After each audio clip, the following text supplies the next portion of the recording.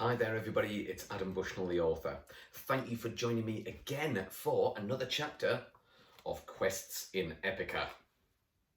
Now, this book here, what's happened so far? Let's have a little bit of a recap. In chapter 1, that was where Emily, our main character, came across the squick habit, part squirrel, part cat, part rabbit. Chapter 2, she took the pet home to her next door neighbour's house called Don, but Don really freaked out. Chapter 3, Don went into the woods and found a strange rock, lifted it up, and with Squick Habit jumped down a hole. Emily was not very happy.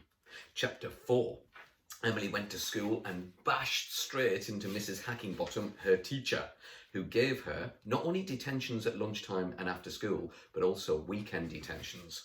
But that was when Emily got to meet the pony called Hoof-Hearted. We are now moving on to chapter 6, and this chapter is called Horse from Hell. Sunday! Emily grinned as the alarm went off. She silenced the noisy box and leapt out of bed. Before she knew it, she was sitting on the bus to Lower Bottom Stables. She could not wait. The Squick Habit was a distant, blurry thought, but her anger at Don was not. She took solace and refuge in her memory of Hoof-Hearted. He was adorable and worth having to see Mrs. Hackingbottom in her nightie. Actually, that wasn't true. Nothing was worth that. But despite the stinging memory etched forever into her brain, Emily could not wait to see her pony. The bus rolled from a grey to a green landscape. Leafy London appeared in no time. Lower Bottom Farm awaited. Emily decided to avoid knocking at the teacher's door and instead went straight round the back to the stables. Hoof-Hearted stood tall and proud, scanning the farm around him. Except he looked a little different. Actually, a lot different. He was taller, a lot taller. His coat was now black. The pony turned its head to look at Emily. It was now a massive horse. It snorted a cloud of steam from its nostrils angrily. The eyes glowed a brilliant and bright red. Hoof-Hearted did not look happy, except it was not Hoof-Hearted. This was a different animal altogether. The sleek oilskin reflected the morning sun as it took a step forward towards the frightened girl. An iron hoof scratched at the ground several times, like a bull preparing to charge. It snorted again and shook its long, thick midnight mane. Yellow fangs were now clearly visible, and Emily gasped. A neighing like no sound a horse would ever make filled the space between them. It sounded much more like it belonged to an African plain than an English farm. Then it leapt into action. The demon horse charged. Emily turned, ran, and fell. She stumbled on the dusty track and flung her head behind her to see the creature almost on top of her.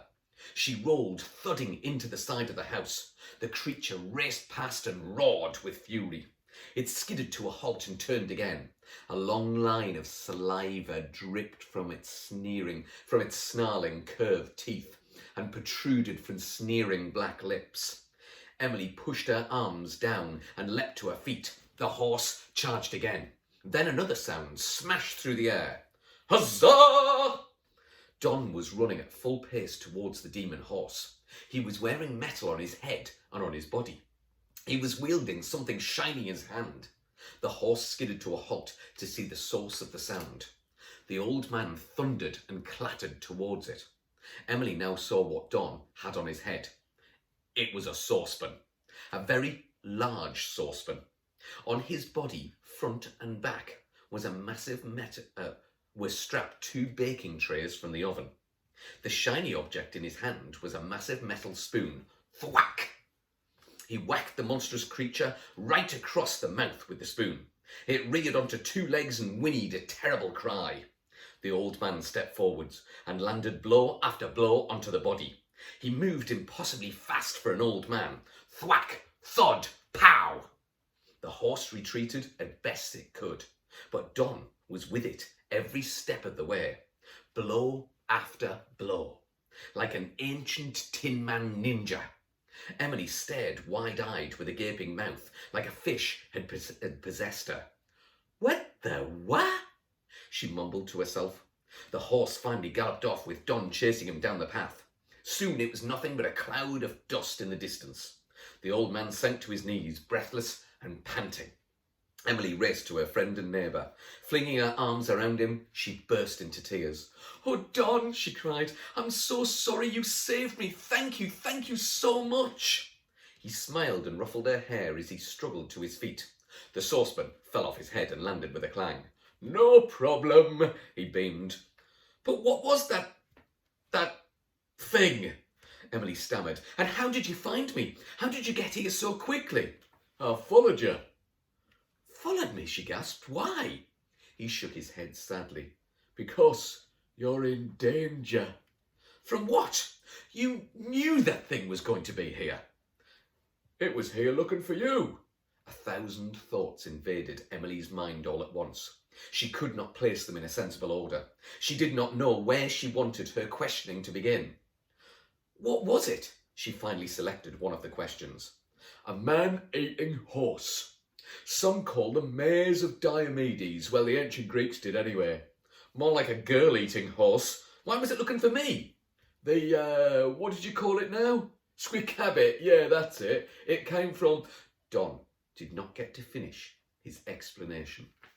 Annoying when that happens in books, isn't it? He did not finish because the door to the farmhouse was suddenly flung open. Mrs. Hackingbottom was there in the frame, and she looked furious.